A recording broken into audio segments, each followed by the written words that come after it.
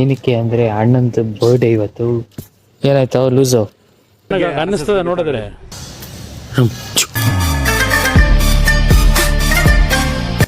ಹೆಂಗೆ ಕೊಟ್ಟಿದ್ದೀನಿ ನೋಡಿ ಟ್ರೈನಿಂಗು. ಅಯ್ಯೋ ಪೈನಾಪಲ್ ವೆನಿಲಾ ಬಿಟ್ರೆ ಬೇರೆ ಯಾವ ಕೇಕು ನಾನು ತಿನ್ನಲ್ಲ.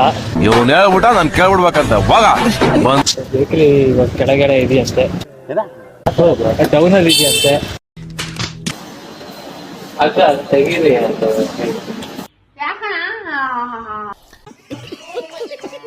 ದರ್ಶನ್ ಮನೆಗೆ ಬಂದೆ ನೋಡ. Happy birthday happy birthday guys. Radhika ಯಾರೋ ಇವಳು, ಯಾರೋ ಇವಳು.